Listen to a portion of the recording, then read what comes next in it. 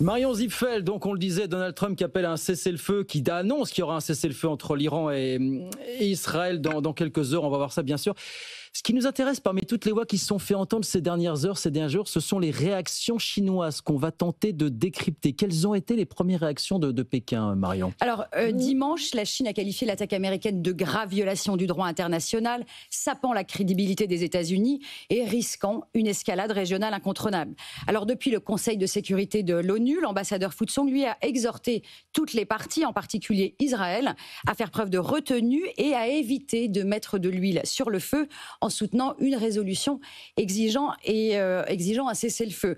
Alors les médias officiels, très officiels en Chine, comme le Global Times ou la chaîne nationale CCTV, ont qualifié l'attaque d'extrêmement dangereuse, d'irresponsable et affirmant qu'une intervention militaire ne ferait évidemment qu'attiser la haine et les traumatismes régionaux.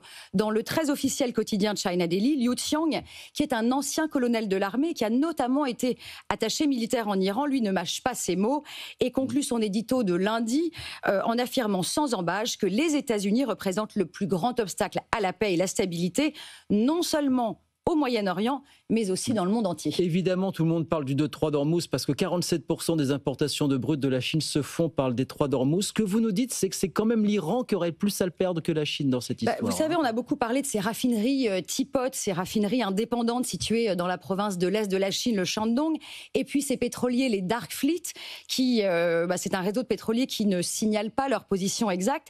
Et bien, grâce à cette stratégie mise en place entre Pékin et Téhéran, Téhéran a pu exporter près de 90% de son pétrole vers Pékin, échappant ainsi aux sanctions américaines. Oui. Mais ce pétrole américain, pour la Chine, il représente que 10% en fait de sa consommation d'or noir. La Chine, elle se fournit ailleurs, notamment en Arabie Saoudite et en Irak, et elle a aussi constitué une réserve stratégique de pétrole pour amortir les chocs. Alors bien sûr, il y a la question du prix, puisque la question du prix du pétrole iranien, il est à bas coût.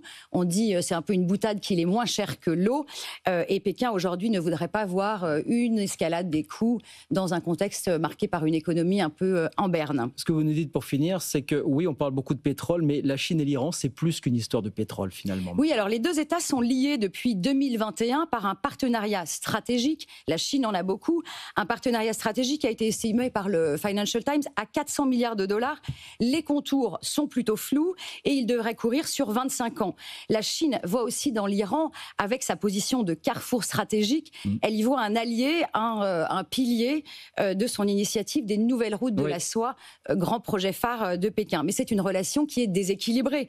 On a d'un côté la Chine, qui est la deuxième économie mondiale, et puis de l'autre, l'Iran, une économie sous sanctions, dépendante de ses exportations d'hydrocarbures et politiquement isolée sur la scène internationale.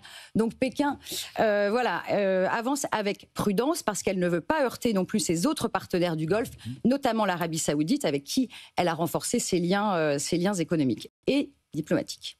Le jeu à plusieurs bandes, le coup de billard à plusieurs bandes de la Chine avec l'Iran. Merci beaucoup Marion Zipfel avec nous sur BFM Business.